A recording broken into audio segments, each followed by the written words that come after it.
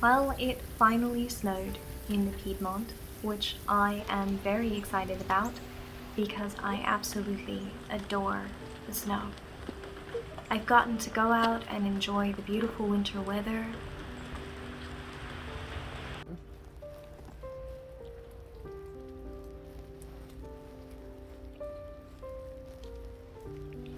And eat some icicles. And my cats have even gone out tentatively to lick the snow off of the garden plants.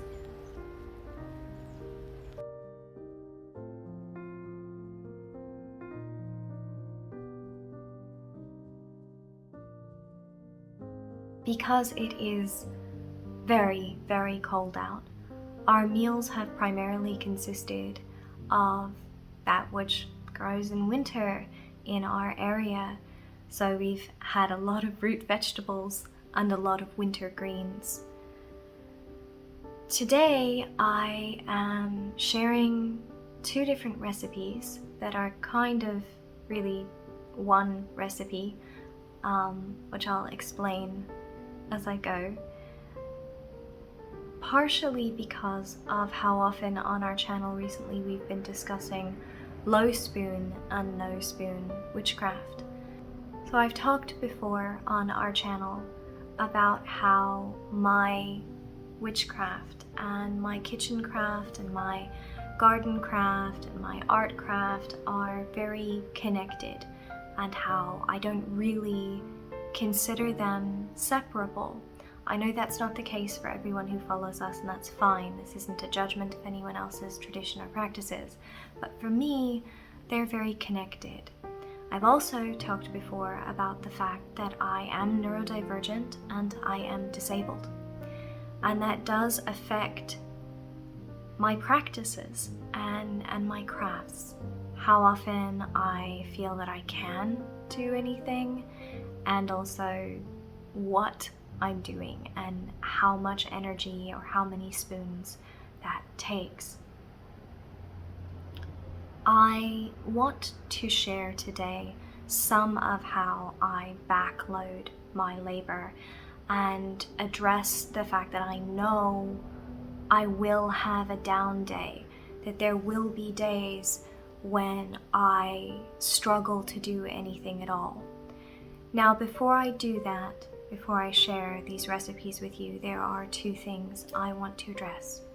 One, I am aware that to an outsider's perspective, even though Ian and I are both non-binary, he's very masc presenting and I'm very femme presenting, and so there seems to be some gendered expectations that come from a very gender essentialist culture that get directed at us. I want to just say that Yin and I are partners, and we have divided our labor in a way that works for us. I am the person who primarily cooks. He primarily does all the baking. We both have jobs, we both have very demanding work, but we both chip in on cleaning the house and on the home renovations and on the garden. I couldn't manage on my own. The house is enormous. You know, it's almost 4,000 square feet, and that's before we get up into the attic that we intend to renovate. And we're in the process of renovating this home that was built in the 1890s. It is too big of a job for any one person to manage, and Ian and I split our labor accordingly. He absolutely does chip in on days that I have no spoons, on days that I have no energy, or where I'm really, really unwell. So before anybody goes, well, why are you preparing to cook on days that you don't feel like you can cook when you have this partner? Believe me, he steps up, and there are absolutely days where I don't get out of bed and he makes everybody a burger, you know? So I've addressed that. Additionally, Ian and I are incredibly privileged to have a garden where we grow a lot of things ourselves, to live in an area with a lot of other farmers from whom we can buy the produce that we use, the meat that we use. We're privileged to be able to can our own stock, to preserve some of what we grow or some of what our neighbors grow. When I talk about backloading the labor, making stock in advance for the next meal, some people aren't in a position to do that, and I understand that, either because they live in a food desert or because economically they are challenged in a way that Ian and I are not, or because you're more disabled than I am and you literally can't stand at the stove to make stock. I'm not trying to lay this as an expectation on anyone, and please feel free to make use of these recipes using whatever's available to you that makes it easier on you. By all means, use store-bought stock. By all means, use herbs that you bought at the grocer. Use, for the part where it's making shepherd's pie, use a box of pre-made mashed potato flakes. I don't care.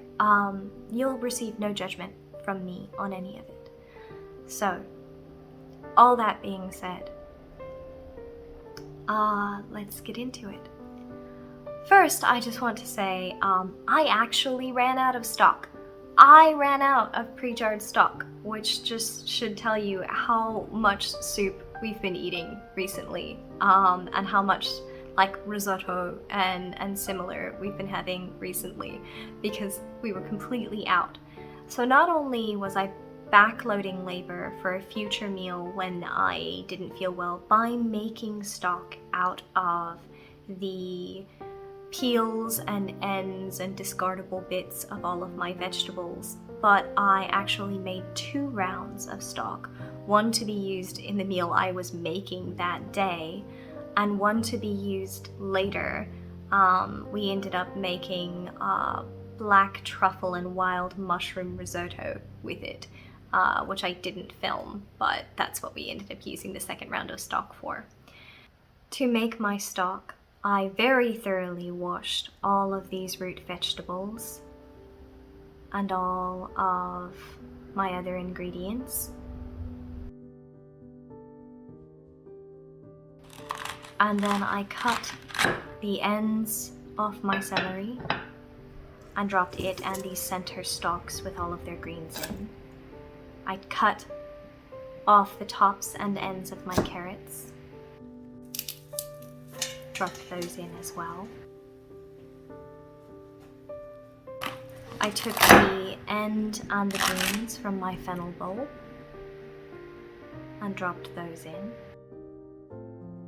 as well as the greens from my leeks.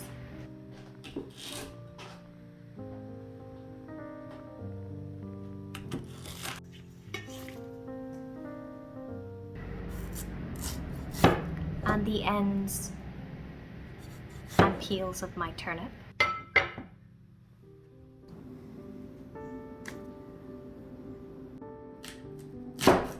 And the ends and peels of my rather giant and very woody parsnip.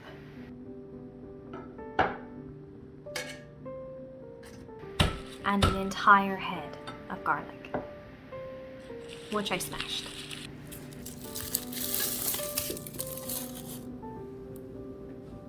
One of the interesting things that happened with our garden this year is that we actually got so much snow that most of my herb garden either died back or went dormant, which some years doesn't happen, and I have fresh green herbs all year round, and other years, yeah, it'll dies back. Now some of it seeds and comes back on its own, and some of it I have to replant, but such is life.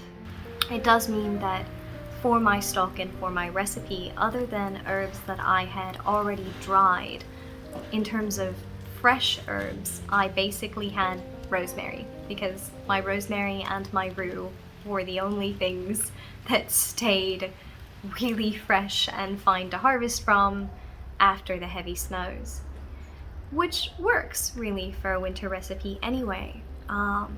I associate rosemary primarily with protection, but medicinally it also has all manner of benefits. It is antiseptic, it is antispasmodic, it is an appetizer, it is an aromatic, it's astringent, it is a cardiac tonic, it is a carminative, it is a cholagogue and a diaphoretic, it's an emmenagogue, it's a nervine, it's a stimulant, and it's a stomachic. So it has enormous uses as a domestic remedy, and has been used for centuries as a bit of a pick-me-up for someone who is feeling depressed, mentally tired, nervous.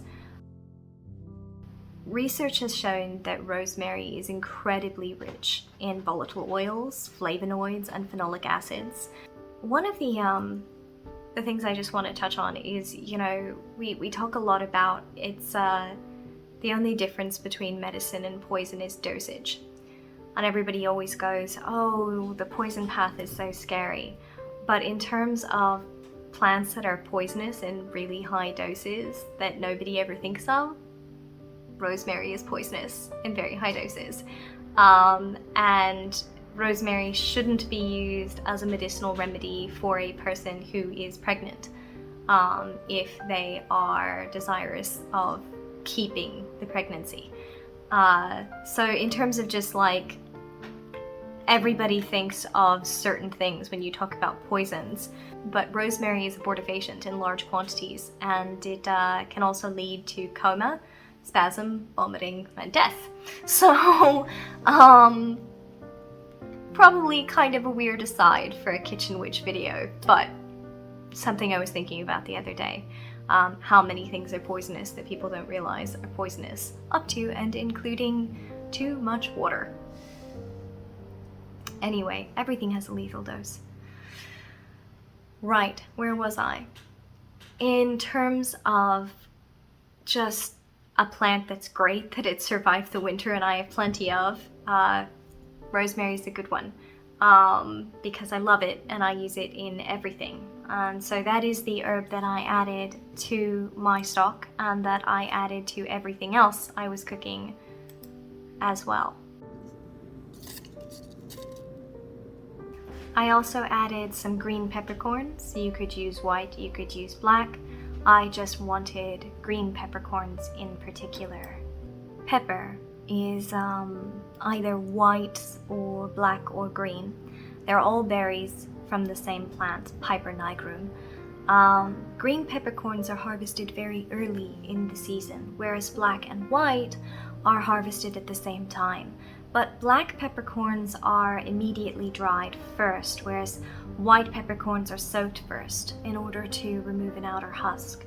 All three contribute a different flavor to any dish that you add them to. Green is the sweetest, black is much more biting and tingling, and white is kind of resinous and herbaceous. I wanted the sweeter pepper for this stock, but any will do. All three are antioxidants, and all three are said to ward against harmful magic. So this was a very protective stock. I heated the stock for a couple of hours. You could keep it going all day, but I needed the stock for what I was cooking that night, and then I also made a second round. I chopped all of my vegetables, which I ended up not making you all watch me do, and I reserved whatever didn't go into my dish for making dishes later in the week. So in particular, I had a lot of root vegetables left over, which are fantastic for making fried vegetable fritters, or root vegetable purees. Then I prepared my meat using my dried herb blend from all of the plants that I harvest before the first freeze. Marjoram, oregano, thyme, sage, and basil. You can do a more provincial French blend that has lavender in it. This is really an incredibly flexible recipe.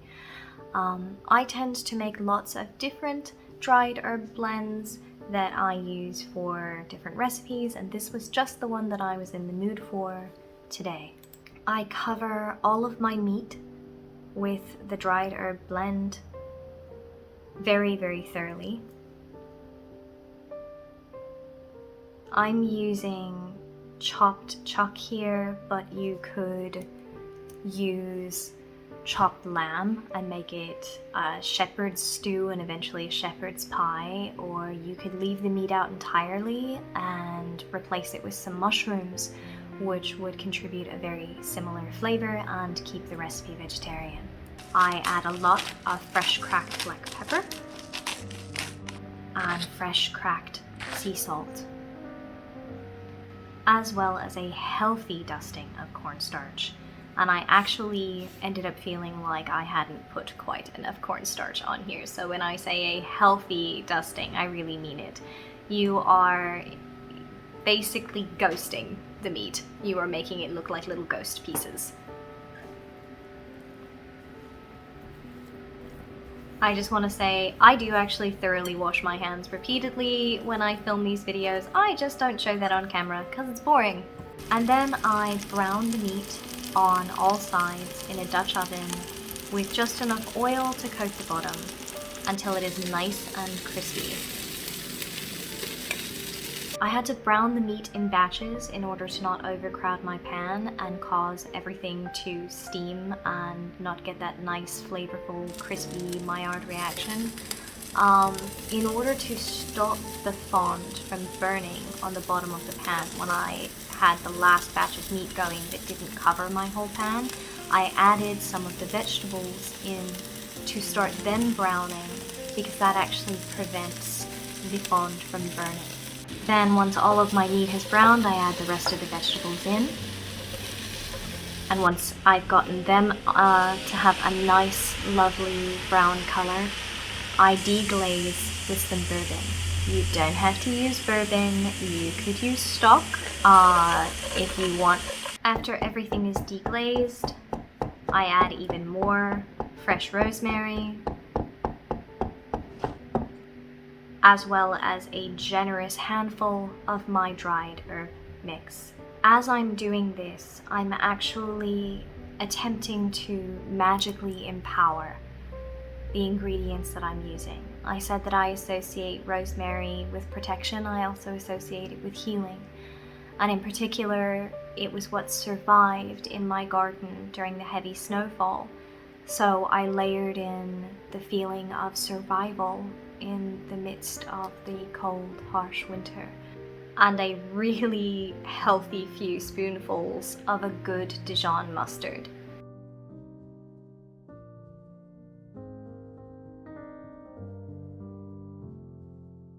And some Worcestershire sauce. Some Worcestershire sauce. Worcestershire sauce? I think I said that right. And once again, just deglazed, made sure everything is evenly coated in those delicious flavors. I then add back in all the meat and the juices.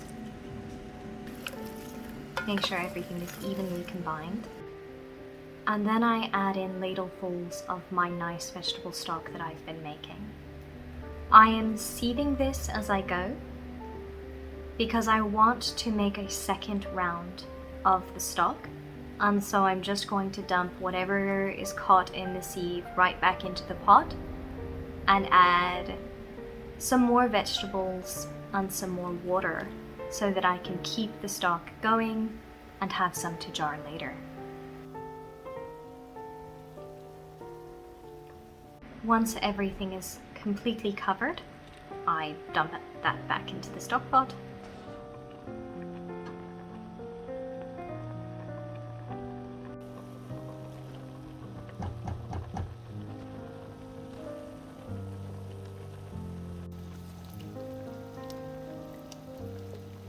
I put the lid on, but I leave just a tiny bit open for steam to escape because I do want this to be a nice, thickened stew where everything reduces.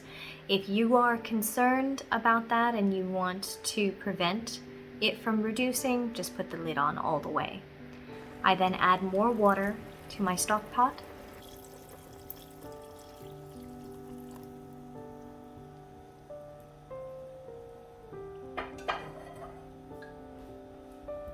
As well as some dried mushrooms. Once everything is simmered and reduced and has cooked together for 2 to 3 hours, I add salt and pepper to taste.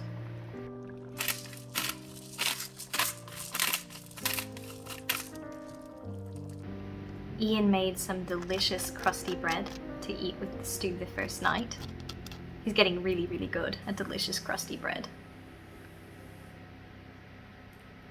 And we got to have our wonderful soup.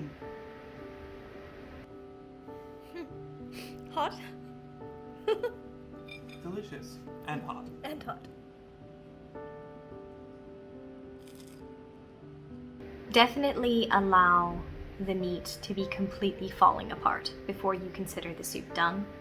It is better to have to add more liquid than to have a tough piece of beef while you're eating.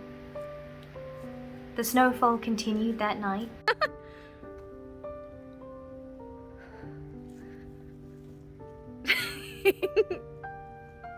And then a few days later, when I didn't feel like making a whole new involved meal, I simply turned the leftover stew into a cottage pie.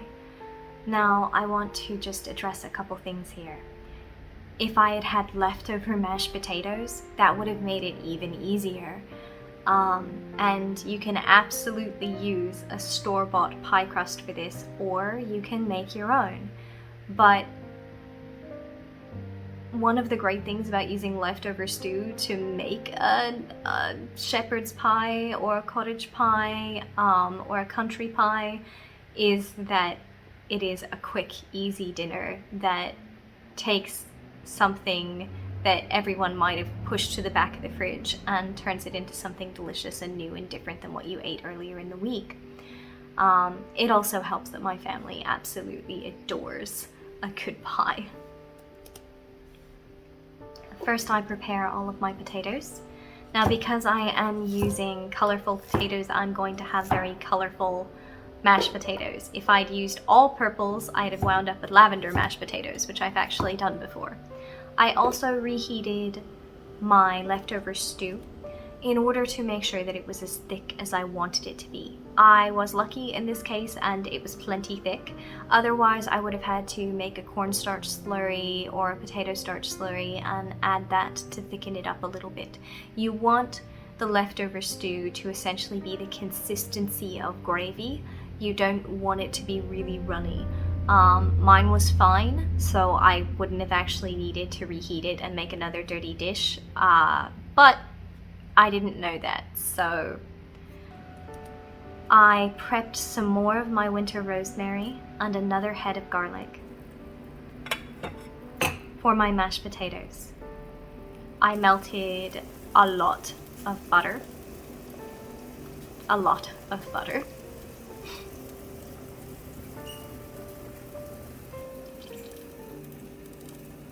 And added more of my dried seasoning blend and the rosemary to that, as well as crushed garlic. Quite a bit of crushed garlic. By all means, don't use as much garlic as we do. We add an absurd amount of it to everything. I'm aware that that's not to everyone's taste. Once the potatoes are completely fork tender, I add them back to the hot, dry pan because this helps get fluffier mashed potatoes. Then I pour in the hot, seasoned butter with all that garlic and those herbs. And I mash my potatoes. I add the butter a little bit at a time because if it turns out that I don't need all of what I infused, that's fine. I can use that on meat later or bread later. It makes amazing garlic bread. So I only pour in what I end up needing to mash the potatoes. I did actually need all of the butter this time, but sometimes I don't, and then I have delicious infused butter for something else. I really tend to throw out as little as possible and just roll everything I make into making other things.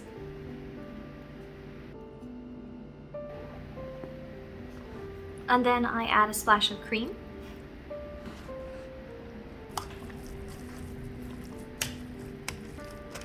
And get my potatoes nice and rustically mashed. They're definitely not super smooth mashed potatoes. I don't like super smooth mashed potatoes, but if you do, by all means, go for that. I add salt and pepper to taste.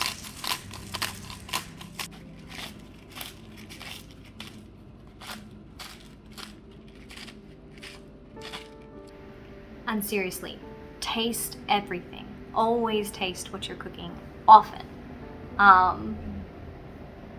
Make sure that you have seasoned it adequately. Make sure that everything tastes as it should. I then fill my pie crust as generously as I can. I was not able to fit in every bit of leftover stew, but I was able to fit in the vast majority. And then I top with the mashed potatoes. This is one reason why I said if you have leftover mashed potatoes, that makes this recipe even easier. I just didn't. I then popped it into the oven at 375 degrees for 25 minutes until the top of the potatoes is nice and crispy and the stew has thickened and bubbled up like gravy in any cracks it could find. And although it didn't serve in nice pretty slices, it tasted fantastic, which is really what matters.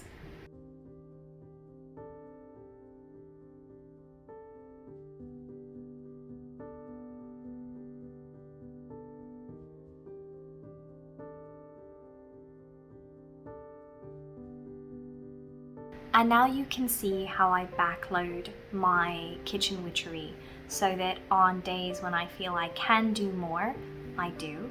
And then I have things prepared for days when I feel like I cannot do more. Let me know what you think of the recipe if you end up trying it out, what variations you made, what changes. Let me know if there's a recipe you want me to tackle, something I've mentioned that you want to see us make. And as always, please remember to like and subscribe. Thank you all for tuning in, and as always, I hope that you're safe out there.